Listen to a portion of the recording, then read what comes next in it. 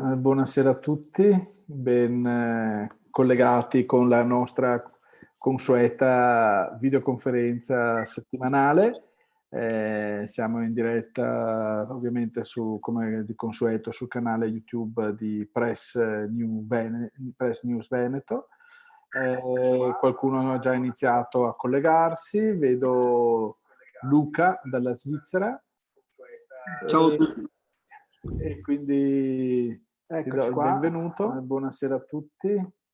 E poi in collegamento solo con microfono vedo anche Andrea e Moira e poi vediamo man mano che si collegheranno altri. Questa settimana è stata la settimana un po' della ripartenza in Italia. È un po', diciamo, penso anche altrove. Penso anche in Svizzera, immagino, Luca, ci sia stata una ripartenza. Allora, qua sono aperto dal 27 di aprile e i bar e i ristoranti aperto praticamente il 4 maggio. Per cui insomma ormai è da tempo che la Svizzera si è ripresa. In Italia invece c'è, come dire, c'è stata una partenza per certi aspetti anche più o meno timida. E adesso sentiamo anche da qualcun altro che si collega e ci racconta la sua esperienza. Vedo Marco da Sant'Elmo, da Venezia. Ciao Marco. A Venezia come sia stata la ripartenza? Ma la vedo molto dura, nel senso che tanti hanno detto, uno che conosco ha detto che un negoziante ha detto: com'è andata stamattina? Ho fatto 7 euro di incasso. Cioè, neanche tenere aperto perché non vale la pena le spese di luce, di stare e tutto quanto per fare uno scontrino da 7 euro. È come volevasi dimostrare, se un conto è dire ripartire, un conto dopo se la realtà dei fatti, insomma. Infatti. E non penso che in altre parti del Veneto la situazione sia molto diversa. Intanto vedo anche Rossano che si sta collegando. Hanno annullato la Biennale di Architettura, spostata direttamente, quindi anche quello che poteva portare qualcosa è saltato tutto logicamente, ma già si sapeva perché era troppo tardi, non riuscivano i vari stati a preparare gli stand e tutto quanto. Quindi. Quando sarebbe dovuto iniziare? All'inizio avevano detto, cioè doveva iniziare ancora a maggio, dopo è stata spostata per settembre insieme con la mostra del cinema, invece niente da fare. Adesso vediamo se rimane la mostra del cinema e più quella del teatro, della danza, eccetera, ma comunque è molto più... Sì, la stagione è abbastanza saltata. E do un benvenuto anche a Rossano nel frattempo. Ciao Gianluca. Ciao a tutti. Rossano. Ciao. La ripartenza, Rossano, da Etoparti come è stata? La ripartenza, ho cominciato a lavorare da un paio di settimane e onestamente non vedo nessuno per strada. Un po' stamattina ho accompagnato mio papà dal barbiere perché il avverto, siccome poi al momento non puoi guidare, per cui io accompagno me e mi fanno standard fuori per una certa strada. E io ho detto, guarda che per strade non c'è nessuno, per cui tranquillamente, difatti siamo di solito su un punto dove che ti aspetti minimo 5 minuti, sì, minimo 5 minuti a San Giuseppe, dal cavalcavia a San Giuseppe, minimo 5 minuti per saltare fuori, sto giro siamo cavati in 15 secondi, per cui credo che sia il vuoto pneumatico. L'impressione che ho avuto, cioè l'impressione che cose su questa sì, dice ripartiamo, ma nessuno si è mosso, per cui infatti diciamo che ha poco da incazzarsi che sia gente a farsi la mascherina, cioè, questo è il teatro, sì, tempo 2 giorni non c'è più nessuno, per cui sì, è poco da fare sceneggiate, richiudo, sì, le robe che fa pena, insomma. Ma infatti penso che ancora per qualche giorno che sia questa ipotetica così sceneggiata da parte dei politici. Dopo dovrà cambiare parole d'ordine, perché la situazione penso che sarà evidente un po' dappertutto, ne ha so drammaticità. Mentre ne scrive in chat Andrea: ciao a tutti, vi ascolto. Ciao Andrea, se te vuoi, con la possibilità, collegate pure senza problemi. E anche Franco vedo connesso. Ciao Franco. Nel veronese la ripartenza come sia? Sì, pare di sì. Sì. Noi perlomeno al centro che frequento io, al tennis, siamo partiti abbastanza bene, siamo soddisfatti. Ora siamo salvi. Non resta il tennis, che in effetti se fosse uno dei sport più sicuri da questo punto di vista per il contagio. Insomma, da questa situazione diciamo che emerge comunque, mi pare che il titolo il tema del giorno sia abbastanza azzeccato, cioè una ripartenza sì, ma una ripartenza verso, come identificare, il burrone italiano, al quale si contrappone l'unica possibilità appunto di venirne fuori, che è l'indipendenza del Veneto. Diciamo che gli effetti, penso che prima che si metabolizza all'interno della coscienza, della subcoscienza degli italiani, richiede ancora qualche giorno, perché ancora adesso certo. Si è convinti che effettivamente sia cambiato tutto o quasi, ma già qualcuno credo che comincia appunto a vedere la vera faccia cattiva, brutta della situazione in cui ci troviamo, che sia appunto la grave crisi in cui già siamo entrati a tutti gli effetti, che aveva sentito insomma le stime anche per esempio sulla produzione industriale, che è del meno 29% nel mese di marzo, con un tasso che è più del doppio rispetto, se non il triplo, rispetto agli altri paesi europei, in tassi di decrescita, no? E lo stesso, come dire, altre notizie che emerge fa presagire un po' la grave difficoltà in cui purtroppo siamo già entrati, e in cui sempre di più se troveremo, come ovviamente alcuni settori, come detto più volte, che ne risente di più, dai piccoli negozianti al turismo a tutte le imprese meno strutturate, e sicuramente, come dire, pochi quelli che compensa queste gravi perdite, perché certo magari l'e-commerce sicuramente può aver che guadagnare, la GDO, la grande distribuzione organizzata, almeno per un attimo ha avuto delle crescite importanti. I corrieri. Sì, i corrieri, giusto per l'emergenza, ma anche questi, passata un po' sta crisi da approvvigionamento, che sta come dire, sindrome da approvvigionamento da guerra, che c'è stata, anche questi rientrerà su cifre normali da qua in avanti. Invece emergerà quello che insomma mi pare già evidente, una crisi dei consumi importante, perché comunque in questo quadro, a cominciare dalle persone, dalle famiglie, dagli individui, e per dopo andare alle imprese o comunque ai decisori, ai buyer, quello che sta prevalendo è ovviamente un clima di attesa, di mancata fiducia verso il futuro, e quindi chiaramente quella famosa crisi dal lato anche della domanda del mercato si farà sentire, perché ti potrà anche avversa, ma se dopo ti fa 7 euro di scontrini su un giorno,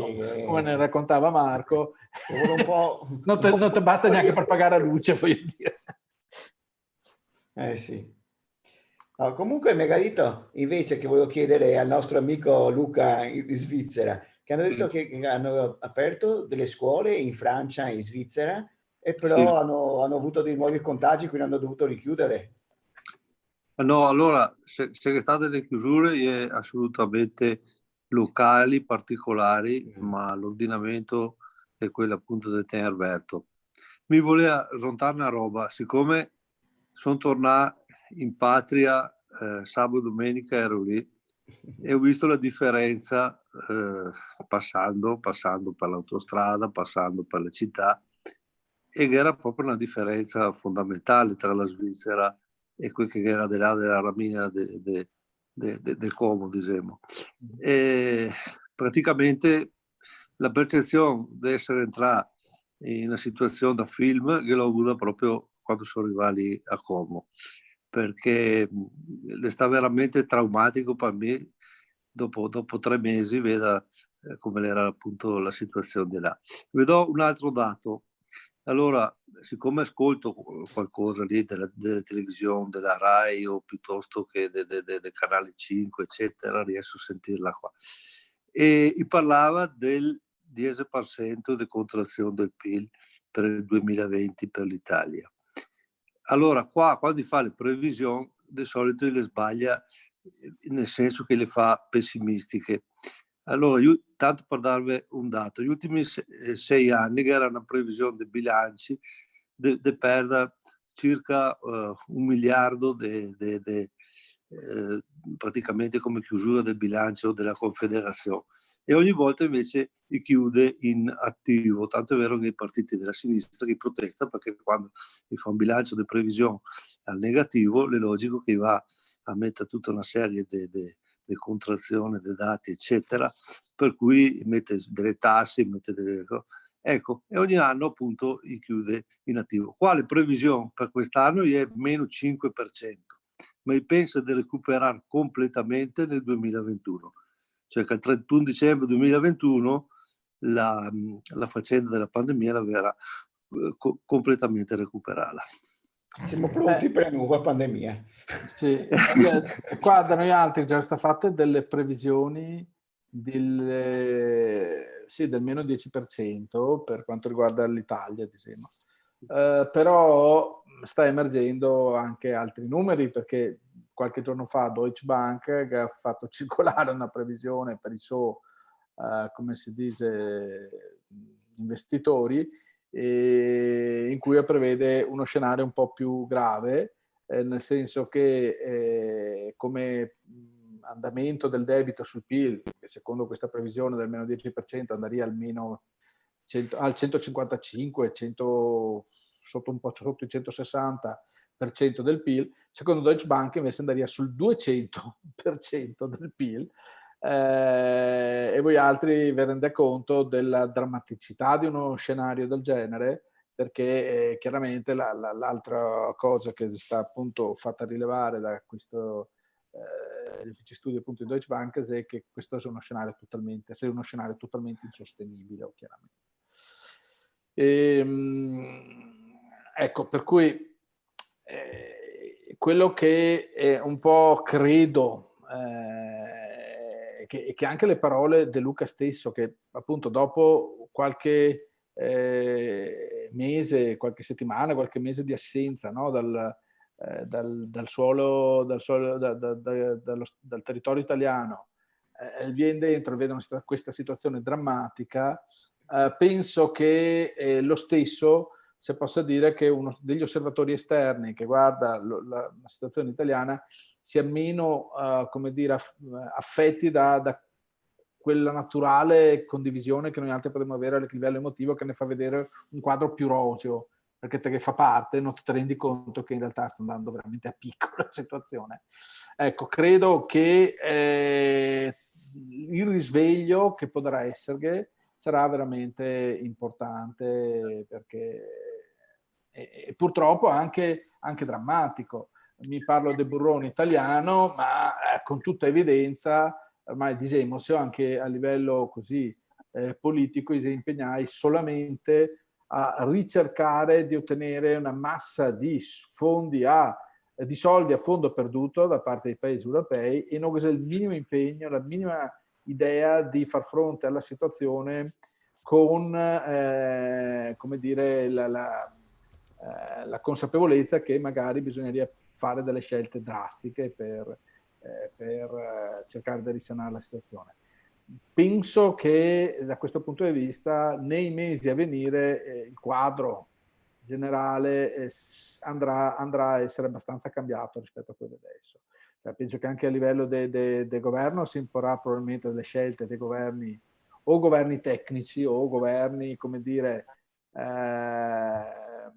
comunque de cosiddetta unità nazionale o roba di questo genere, in cui si metterà tutti insieme perché purtroppo, lo ha detto anche Salvini, lo ha ripetuto se non sbaglio oggi stesso, gli dovrà mettere mano al portafoglio dei cittadini in modo no, dei politici.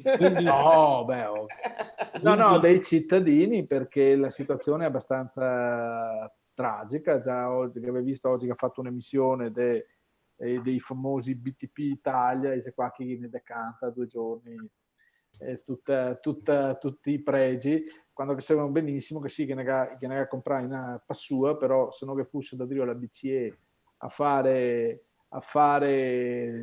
pompaggio e emissione di droga finanziaria, le cifre sarebbero ben diverse. Loro sta cercando di prepararsi per appunto quando la BCE non potrà più fare questo genere di azione, e quindi cercherà di finanziare il debito italiano cacciando in pancia ai risparmiatori italiani sti benedetti titoli pubblici. Operazione che sinceramente si illude che possa essere fatta in modo indolore e anche con, come dire, con adesione da parte della popolazione. Mi presumo invece che no. Se lo fa a livello volontario non abbia alcuna speranza che la popolazione si vada a comprare questi titoli pubblici. Chi si compra i politici intanto, no? Infatti sì, nessuno ha dato l'esempio.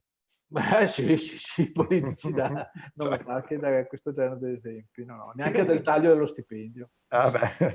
Allora, tornando alle previsioni drastiche, sicuramente dobbiamo aspettarci una buona patrimoniale, allora. È probabile che allora non la possono fare subito, perché se la fai subito ammazzi la bestia in modo, come dire, in modo definitivo, cioè si rende conto anche loro nella sua stoltezza che in questo momento non c'è chi possa acciappare dall'oggi al domani cacciare una patrimoniale, però potremo aspettarsi tra qualche mese. Adesso dall'oggi al domani loro sta cercando semplicemente dei soldi così generosamente elargiti da qualche piano Macron-Merkel, auspicabilmente senza condizioni. Senza condizioni, pertanto dovremmo restituirli tutti poi quei soldi lì. In teoria sì, ma loro non lo vorrebbero, perché oggi hanno tradotto tutto questo genere di proposte con la magica formula a fondo perduto. Quindi vuol dire non vogliono, i politici italiani non vogliono prestiti, vogliono soldi a fondo perduto. A fondo degli altri. A fondo, che va proprio a fondo. A fondo, sì. Anche perché se devono restituirli è un po' per loro il gatto che si mangia la coda, e soprattutto sarebbe legato a riforme. Le riforme che sappiamo vuol dire licenziare tipo una roba tipo 500.000, 1 milione di dipendenti statali, e vorrei sapere qual è che la forza politica o la coalizione di forze politiche in Italia che sarebbe in grado di attuare il coraggio di fare una roba del genere. Oppure una riforma delle pensioni, perché è chiaro che dove che la finanza pubblica piange, il piatto piange, e quindi tipo o metter mano alle pensioni o alle quote o all'età pensionistica o alle famose quota 100, eccetera. Il mio convinto sarebbe sempre stato a passare al contributivo tutti quanti, anche le pensioni già in atto, passare tutti al contributivo. Certo. A seconda di quanto uno va a versare, c'è più pensione, no? Certe pensioni che adesso che non c'entra niente con quello che va a versare. Sì, sicuramente. Il problema principale è che tutte le pensioni comunque che viene erogate in questo momento sono pagate da gente che lavora. E quindi sì, magari te incidi, ma il problema di fondo non viene minimamente toccato, e siccome la gente che lavora in questo momento sta perdendo il lavoro, E anche se magari le statistiche non lo rivelano, è solo perché si fa un uso abbondantissimo della cassa integrazione, come sapevamo i cassi integrati non va a finire nelle statistiche dei disoccupati. E quindi bisogna vedere gli inattivi, e quindi a questo punto di vista il problema resta. Quindi diciamo che c'è una coperta estremamente corta da parte dello Stato italiano, dimostrata anche da un altro aspetto che vi porto all'attenzione, che abbiamo pubblicato anche ieri, dal fatto che tutti si meraviglia del fatto che tutti questi decreti rilancio, decreti di PCM, eccetera, eccetera, eccetera, risulta essere estremamente farraginoso, in contraddizione tra di loro o difficilmente applicabili, ma qualcuno gradito, anzi qualcuno, un capo, un importante burocrate, magari rivela che non è un caso, non è un errore, ma è che tutti questi grandi annunci da parte dei politici, di queste centinaia di miliardi di aiuti alle imprese, alla popolazione, in realtà si nasconde da dentro a una serie di norme e di leggi assolutamente inapplicabili, e quindi resta solo fuffa, resta solo enunciati che dopo non si traduce in soldi reali alle imprese e ai cittadini. Ma anche perché ora la situazione si riduce nel mancato introito fiscale, punto. Perché tanto Sky non gliene spende, Sky non gliene dà in giro, la sanità, che poche robe che ha fatto grazie a donazione, per cui adesso si trova affamati perché non riceve tasse di chi lavora, tutto qua. E siamo solo all'inizio. Siamo solo all'inizio. Siamo solo all'inizio perché più o meno quanto c'è, 70-80 giorni che la cosa si è iniziata, e quindi siamo a un mese fondamentalmente di gettito fiscale che si sta come dire, non incassato o molto parzialmente incassato. Per cui immagineve cosa succederà nei mesi a venire, quando comunque questa quota di assegni che ogni mese il signor Stato se diciamo a staccare non trova la corrispondente liquidità per fargli fronte. L'unica soluzione appunto è il debito, però il problema è che il debito su debito comincia a diventare una questione molto seria. Ripeto, in Italia non se ne parla, però a livello internazionale è una evidenza. Ieri avevo pubblicato un articolo di Reuters che diceva è il segreto di Pulcinella, lo sappiamo tutti, lo sa tutti, il debito pubblico italiano è il problema dei problemi ed è destinato appunto a diventare insostenibile a brevissimo. Che si fa? Perché dice il piano che i politici italiani hanno congegnato, che è appunto quello di andare a mettere mano nelle tasche dei cittadini attraverso l'emissione di questi bond patriottici, la versione 2020 dell'oro alla patriottici. Sì, la versione 2020 dell'oro alla patria de Bonanima, si è destinati a fallire perché a meno che appunto non ti obblighi i cittadini a comprarli, ma allora a quel punto diventa una patrimoniale, appunto, diventa un prelievo forzoso, diventa un abuso fondamentalmente da parte del governo che viene a mettere mano direttamente nella tasca dei cittadini in modo importante, oppure non è possibile. Loro appunto sottolinea che questa non è più solo una mera ipotesi, ma sta diventando probabilmente l'approccio di lavoro della classe dirigente italiana, perché è stata confermata a più riprese da prima Salvini, dopo Messina della Banca Intesa e quotidianamente viene riportata in auge dai vari commentatori della sinistra. Figurarsi, loro i primi a sposare questo genere di ipotesi.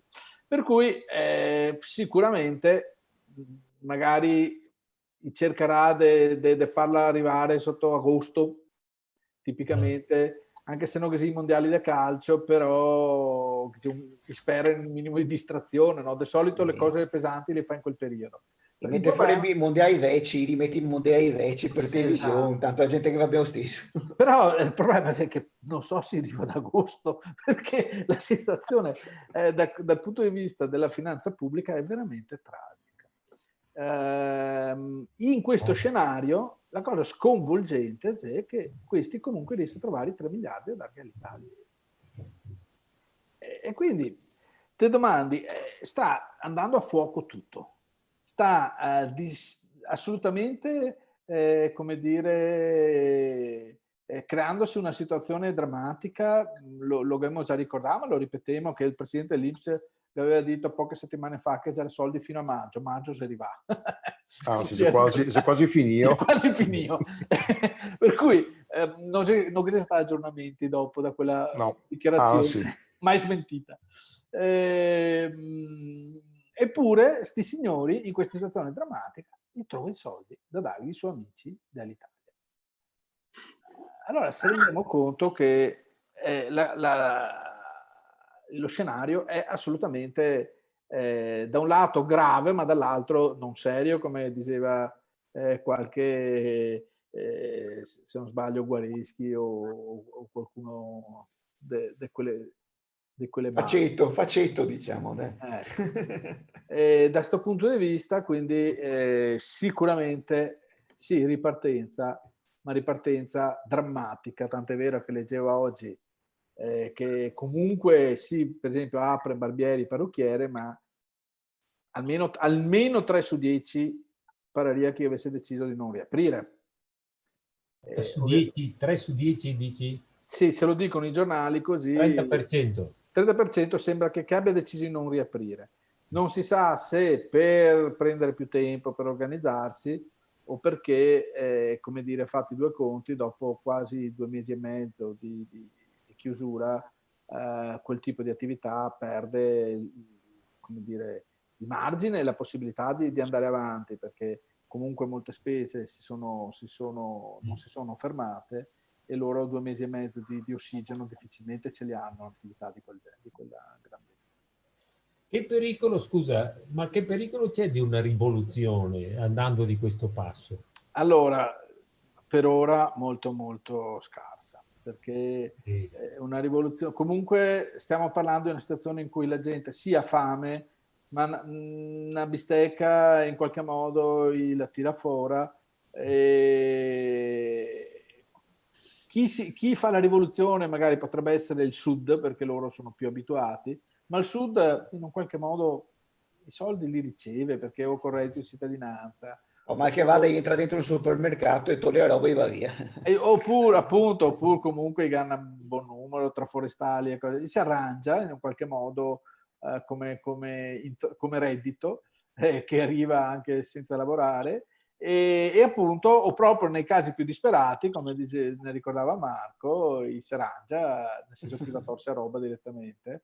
E quando chi fa così, la settimana dopo gli dai i buoni spesa, perché non lo stiamo inventando, è successo. È già successo. È successo qualche settimana fa, ve lo ricorderei. Insomma. Madonna.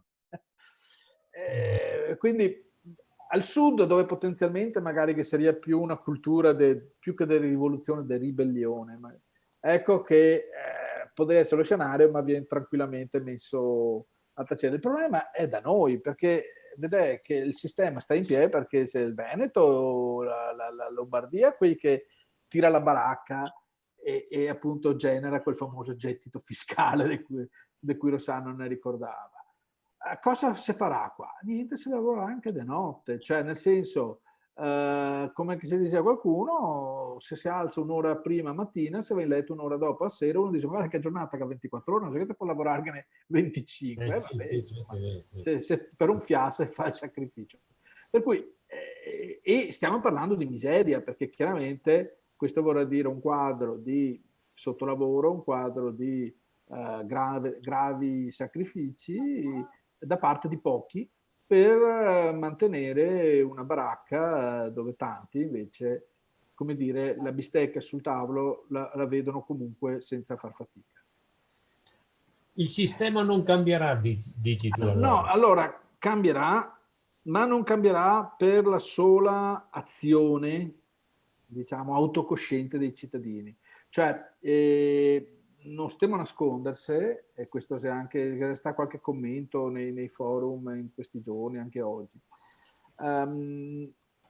Ma anche in Veneto, non solo in Italia, ma non c'è presente una cultura diciamo, politica, una coscienza politica così elevata da promuovere azioni civiche importanti. Lo sappiamo, cioè se conosciamo, appunto, se l'ultima delle risorse è quella di dire vado a protestare, vado a fare azione politica per gli altri eventi. E proviamo tutto, e questa è proprio la disperazione.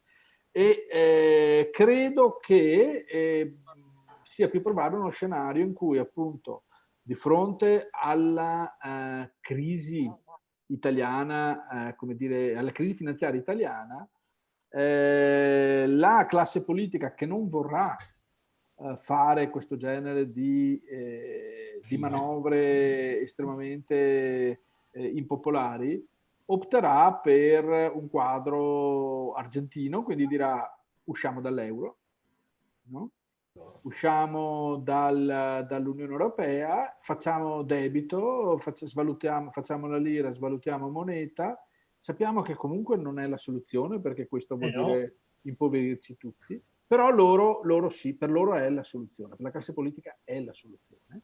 E a quel punto l'unica speranza, secondo me, che noi abbiamo come veneti è che l'Europa decida di appoggiare, come dire, comunque la parte produttiva, che appunto è il Veneto. Non so se la Lombardia avrà sufficiente forza politica per farlo, autocoscienza, e quindi probabilmente si innescherà quella famosa finestra in cui la Germania o gli Stati Uniti diranno no, aspetta, salviamo il motore industriale, permettiamo appunto al Veneto di acquisire la propria indipendenza e di fare, se vogliamo, da traino di quest'area. Già adesso noi facciamo da traino, ma lo facciamo in modo, come dire, negativo, nel senso che i soldi ci vengono rubati e vengono dati ai parassiti senza nessuna contropartita. Se invece il Veneto diventa indipendente, noi non è che ci sottraiamo al fatto di aiutare il nostro vicino, però a quel punto possiamo imporgli un risanamento. Quella è la via che potrà essere percorsa, è una via difficile, però è una via fattibile, e probabilmente è la stessa via che in un qualche modo si è verificata, in quel caso in modo ovviamente meno non pacifico, diciamo, perché comunque c'erano dei regimi, tipo nella parte balcanica, dove soprattutto i tedeschi hanno deciso di appoggiare la Slovenia, la Croazia nelle loro istanze di indipendenza, perché erano la parte produttiva della Jugoslavia, e di appoggiare pian piano una visione che anche facesse un po' alla volta risanare anche gli altri paesi. Ecco, in Italia questa cosa la vedo molto favorita dal fatto che siamo in Unione Europea già, per cui in uno scenario del genere il Veneto resterebbe in Europa, eventualmente il resto d'Italia potrebbe o uscire o andare verso uno scenario, per esempio, di dollarizzazione, come si dice, no? Tipo il Montenegro. Montenegro ha, pur avendo la propria moneta, ha cominciato ad usare gli euro di fatto, e quindi ecco che anche nel resto d'Italia si potrebbe andare in una soluzione del genere. È chiaro che ne rimetteranno i cittadini del sud, però d'altro canto non ci sono alternative se finora non hanno saputo responsabilizzare la propria classe politica. È chiaro che prima o poi i nodi vengono al pettine e purtroppo a doverne pagare le conseguenze saranno proprio loro, in un quadro in cui la finanza va a scatafascio, il sistema finanziario va a scatafascio. Ecco, questo vedo, cioè vedo una sorta di, chiamiamola, balcanizzazione dell'Italia, in termini non ovviamente con le derive violente come c'è stato nei Balcani, ma con un approccio più finanziario, burocratico, e quindi sicuramente questo è uno scenario che penso possa essere plausibile. A quel punto i cittadini ovviamente appoggerebbero in Veneto una simile ipotesi. È chiaro che deve nascere quel soggetto, quella classe dirigente, che un po' maturerà in questi mesi, e saremo noi a doverla far maturare, agendo da catalizzatore, una classe dirigente che sicuramente in parte probabilmente recupererà anche parte della vecchia classe dirigente, come sempre è avvenuto in questi processi. Non è che si può pensare di fare come dire, i repulisti, lo sappiamo bene, insomma, siamo nati ieri. Però sicuramente se noi sapremo essere catalizzatori di questa polarizzazione politica diversa, i cittadini sicuramente appoggerebbero un quadro del genere perché va nel proprio interesse.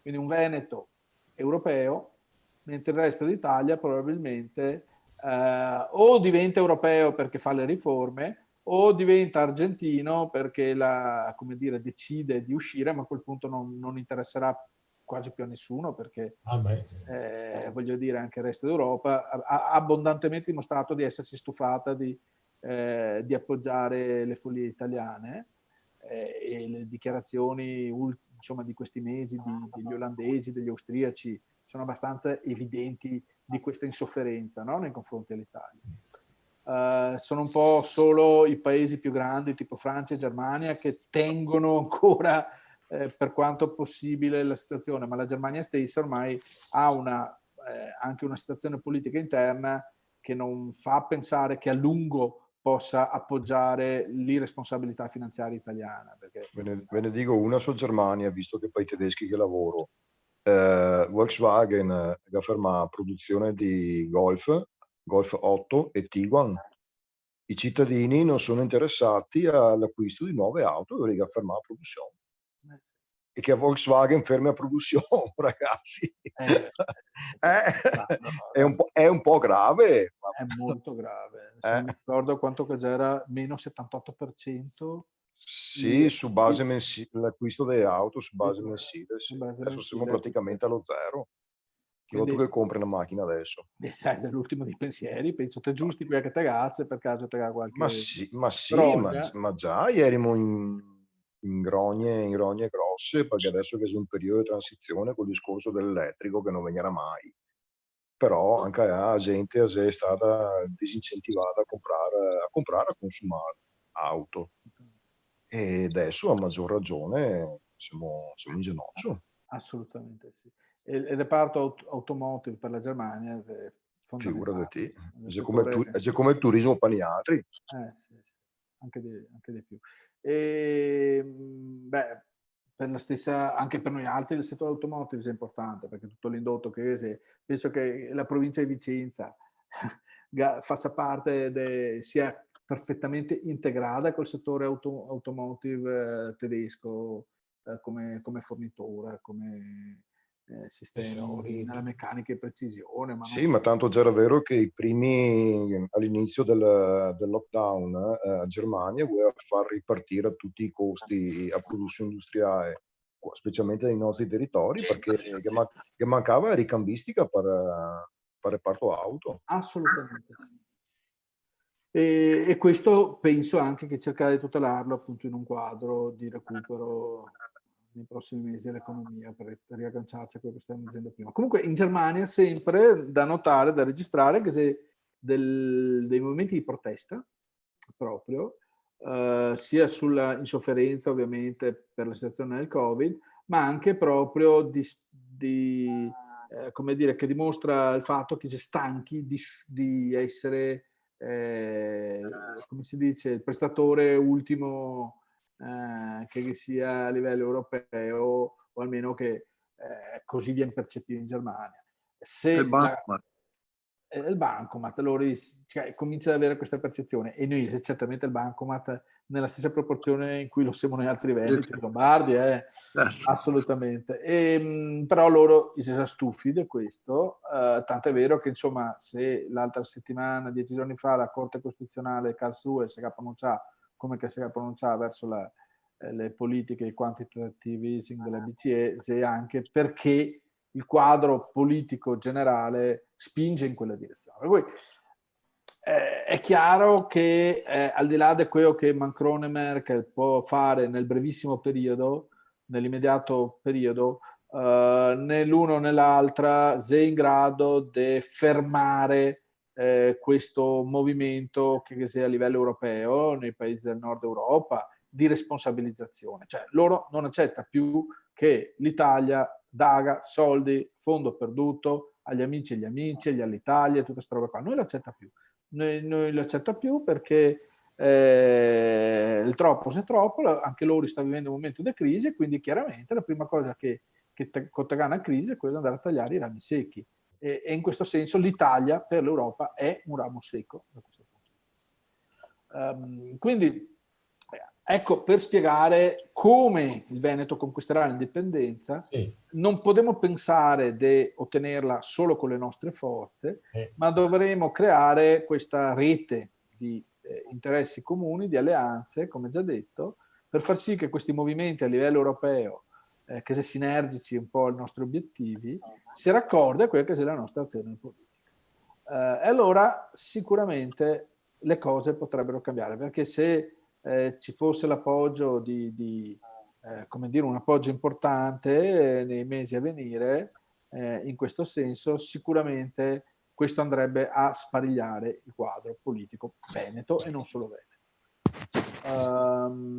Alleanze sì, di essere un po' più chiaro, così almeno riesco. Ma alleanze vuol dire che allora se come dire la Germania, questa spinta soprattutto della destra, del centrodestra tedesco, e non solo, comunque anche dell'ala più merkeliana, chiamiamola, va verso questa direzione di responsabilizzazione finanziaria dell'Italia, e se contemporaneamente invece l'Italia continua a partire per la tangente, a non voler fare nulla di tutto ciò, è chiaro che la soluzione appunto potrebbe essere quella di dire bene, allora io appoggio da parte della Germania, appoggio il Veneto indipendente, accetto che entri in Europa e il resto d'Italia fa quello che vuole, tanto i soldi da noi non li prende.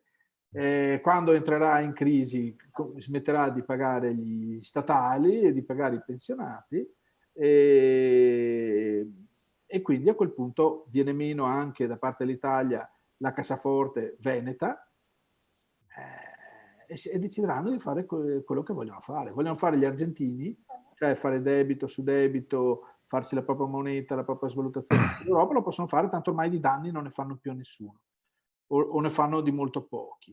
E noi ci teniamo come Europa e come sistema tedesco il sistema produttivo del Veneto, della Lombardia, che è integrato al nostro e che non ci manda in crisi la filiera produttiva, la filiera di fornitura comunque del nostro sistema industriale. Quindi penso che questo sia lo scenario verso cui si sta andando. Tutti gli indicatori lo testimoniano.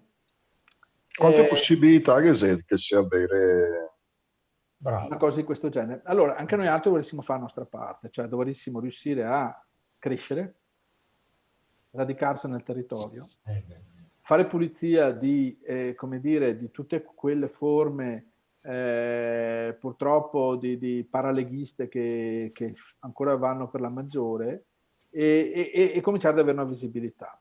Dall'altro sicuramente questa è qualcosa che può avere le sue possibilità, perché non vedo tecnicamente, cioè l'unico modo per cui l'Italia possa venire fuori da questa situazione è quella che appunto faccia delle riforme che prevedano il taglio di 1 milione di statali, che prevedano un aumento dell'età pensionabile, che prevedano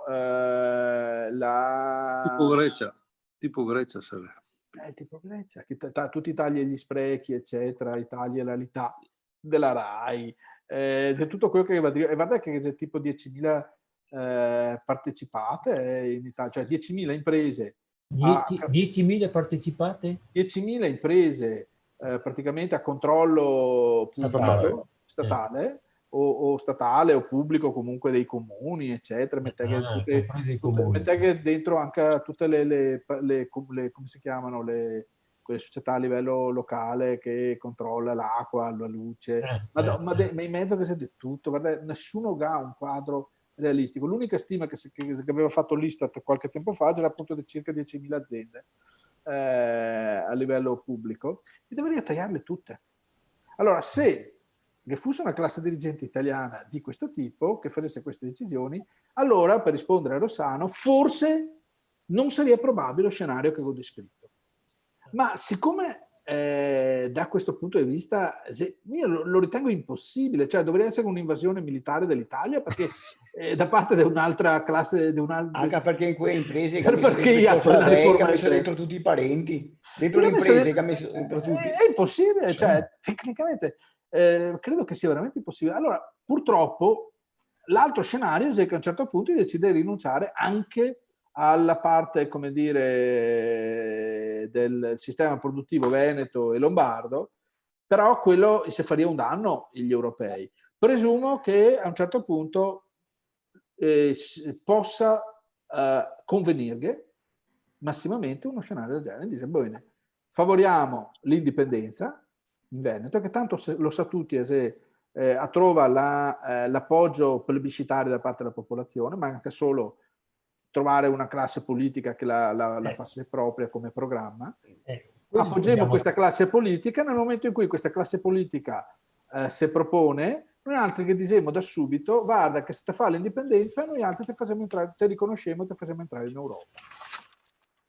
Sembra uno scenario impossibile, è uno scenario che si è già verificato, perché gli scozzesi si trovano già in questa condizione, è che gli scozzesi non hanno la maggioranza della popolazione che appoggia l'indipendenza e quindi non riescono a fare il passaggio finale. Però se in Scozia invece del 40-45% ci fosse un 60%, 70% della popolazione a favore dell'indipendenza, loro sarebbero molto più avanti nel loro processo di indipendenza, perché hanno già ottenuto l'ok, l'avallo da parte dell'Unione Europea. Praticamente riuscirissimo dove chi catalani che fa io. Dove chi catalani che fa io, dove chi scozzesi non sono ancora riusciti. Perché? Perché da noi c'è un consenso che è plebiscitario, perché da noi c'è questa particolare congiuntura in cui l'Italia vuole uscire o può uscire, a differenza della Spagna che invece non ci pensa proprio ad uscire dall'Europa. E quindi ecco che noi possiamo trovarci all'interno della tempesta perfetta per lo Stato italiano. Perché c'è anche un consenso trasversale, cioè non c'entra i colori dei partiti, c'entra che tutto quanti vuole stare in indipendenza, quello è il problema. Assolutamente sì. Per cui da questo punto di vista sicuramente questo è lo scenario verso cui si va. L'unica difficoltà che come veneti secondo me abbiamo è quella nostra, cioè come indipendentisti che siamo ancora troppo deboli. Nel senso non abbiamo ancora una struttura, sta crescendo, perché mi vedo il numero di persone che aderisce ricomincia a crescere in modo interessante nelle ultime settimane, qua negli ultimi 2 mesi, frutto probabilmente anche della situazione politica, però dovremmo essere in grado di alimentarlo ancora più velocemente, di strutturare questa come dire, questo soggetto, questa forza che stiamo cercando di costruire politica e a quel punto nel momento opportuno uscire allo scoperto. Un modo per uscire allo scoperto possono essere delle eventuali elezioni regionali, ma anche no, cioè quello che riusciremo, qualsiasi modalità potrà essere buona. È chiaro che se riuscissimo a creare una forza che si presenta anche regionale a una certa visibilità sarebbe meglio, però non è detto che sia l'unica strada. E sicuramente però dovremo fare nei prossimi mesi, prepararci per fare delle azioni che ci diano visibilità e che ci qualifichino come catalizzatore del quadro politico. Nel momento in cui siamo il catalizzatore del quadro politico si ripropone come dire, lo scenario che già si era riproposto dal 2012 al 2014, in cui siamo stati noi a dettare l'agenda ai politici. Bene. Se vi ricordate, è lì in cui siamo riusciti a imporre come parola chiave, parola d'ordine, il termine indipendenza, e poi loro dopo hanno tradito e hanno trasformato il tutto in autonomia, perché per loro è... Propongo mascherine della Repubblica Veneta, indipendenza del Veneto. Bellissime, sì. Me le faccio fare. Con grande piacere, Franco. Provo, poi la prossima volta ve la faccio vedere se posso. Belle, sicuramente. Bene. Quindi l'altra cosa che vi spingo è di fare passaparola sulla petizione, chiaramente. Vedo che anche siamo arrivati. Damiano mi saluta. Ciao Damiano, anche se però vedo che collega con l'audio. No, non saluto, devo salutarvi. Vedevo in chat che ti scrivevi. No, come ho sentito l'idea del signore Franco, mi pare che l'aveva detto, e mascherina dell'indipendenza, perché se culpo che devo fare proseliti questa mascherina, certo, è un'operazione commerciale non da sottovalutare. Assolutamente. Sono d'accordo. Io ho già parlato con un fornitore. Bene. Vediamo. Fantastica. Ecco, questo sicuramente sarebbe un veicolo importante da fare passare il più possibile nelle piazze, perché a quel punto si va nelle piazze. Ecco, questo sicuramente, quindi penso che questo possa essere lo scenario verso cui ci stiamo muovendo, e credo che un po' tutti gli indicatori vadano in questo senso. Bene. Qualche commento? Io ho proposto, quindi bene, allora aspettiamo. Mi ha fatto piacere oggi sentire cosa può succedere, quindi vediamo. Però possiamo anche pensare che non sia tutta una catastrofe, può darsi anche che ci sia qualcosa che a noi è sconosciuta e che magari le cose possano andare molto meglio di quello che prevediamo. Ma sicuramente quando crisi dei momenti di grande cambiamento in generale, non te sa dove che il cambiamento porta, no? Te può solo capire che non sarà più come prima, perché alcune cose muta, e te può fare delle previsioni, e dopo come va ovviamente sarà solo la storia che lo dirà. Questo è assolutamente fondamentale, che siamo consapevoli di tutto questo, e fa bene a metterlo. L'importante è prepararsi per il nostro meglio, non per il meglio. Questo è l'altro aspetto, che se ti sa anticipare quello che può essere un possibile scenario, dopo nel momento in cui si crea le condizioni, ti sei pronto per realizzarlo. Sì. Mi faccio vedere una roba che avevo sul comodino, che è questa, l'ho trovata a casa, si vede, la rivoluzione delle coscienze di un certo Adornato. Il gerundio partecipato. E si sta pubblicando nel 97, adesso è il 2020, e che è stata la rivoluzione delle coscienze, secondo voi altri? Ma dai. Fa parte, scusa, mi pare di aver visto ieri di sfuggita sulla TV veneta Veneto Vivo, una persona che parlava che col titolo sotto Veneto Vivo, però ho guardato molto distrattamente. È dei nostri, è del nostro gruppo quello. No, quello non sono sicuro, ma mi sembra sia la sigla o il movimento che sta portando avanti l'ex deputato del PD, la Simonetta Rubinato. Era una donna comunque, era una donna. Sì, la Simonetta Rubinato, che però sono autonomi. No, devo dire che però all'interno del suo gruppo ci sono, non tanto, sì, anche lei che viene dal PD, non può pretendere che uno che viene dal PD possa fare un miracolo che si è mosso su queste posizioni, devo essere sincero, anche ammirevole. Però al suo interno, o comunque vicini a quell'area, ci sono degli elementi interessanti, anche, come dire, degli accademici, che seguo e che merita di essere seguiti, persone in gamba, preparate. L'unica cosa che bisogneria cercare di fare, bisognerebbe lavorare dei fianchi, perché da, come dire, autonomisti capisca che l'unica via in realtà è quella dell'indipendenza. Alcuni di loro mi sembrano in buona fede, per cui hanno solo bisogno probabilmente di un lavorio, di una costante, come dire... Per verso gli occhi dell'impossibilità dell'autonomia. Esatto, ecco, quindi sicuramente da quel punto di vista qualcuno di questi, non solo di questo movimento, ma anche di altri, qualcuno di sano all'interno di questi momenti c'è. Allora, in quel senso io credo che noi possiamo svolgere la nostra azione di catalizzatore, perché è impensabile che riusciamo a creare un movimento così importante in un tempo così breve per poter essere noi direttamente a gestire la situazione, però quello che possiamo fare è di essere gli influencer, cioè quelli che riescono a far capire anche agli altri, anche alle altre forze, quelle sane della società civile, che la direzione è quella.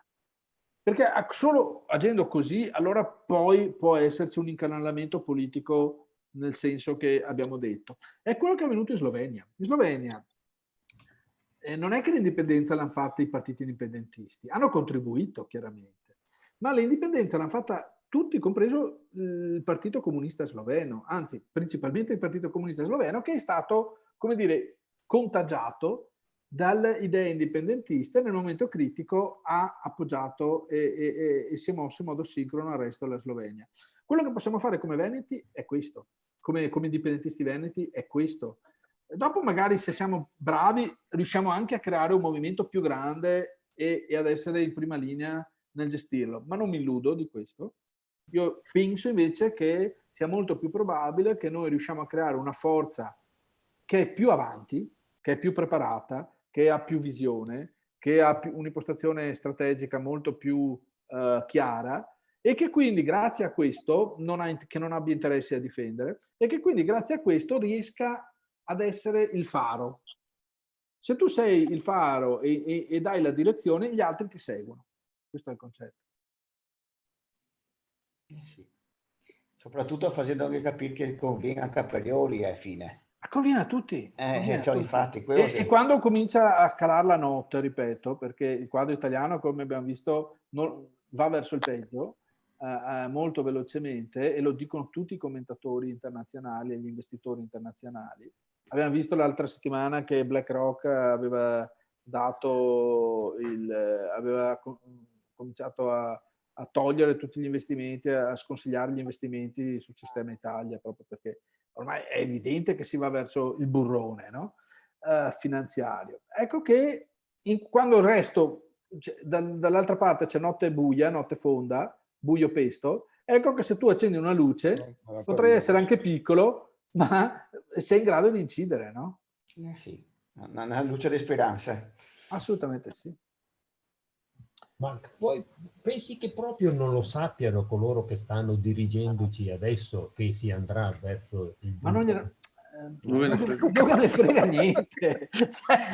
Questa è gente. Allora, intanto stiamo parlando di gente come Di Maio, ma abbiamo presente che cos'è Di Maio? Cioè, se troviamo a gestire questa situazione che è pazzesca, con probabilmente la rappresentanza politica più scarsa, più impreparata, più ignorante, più di basso livello, più infima sotto tutti i punti di vista che sia da una parte e dall'altra, senza nessuna esclusione del partito, e questa gente dovrebbe avere la lungimiranza di agire come degli Inaudi, come dei De Gasperi. È impossibile. Che manca gli strumenti culturali, per cui e non che ne frega neanche niente, non che manca anche le motivazioni, perché loro se arrivai già gente spiantata, senza arte né parte, cioè gente che faceva che il massimo del successo imprenditoriale e professionale che aveva avuto già sta a vendere bibite al San Paolo, allo stadio San Paolo, adesso che fa i ministri degli esteri, allora ragazzi, ma che se vai al massimo, se rivai.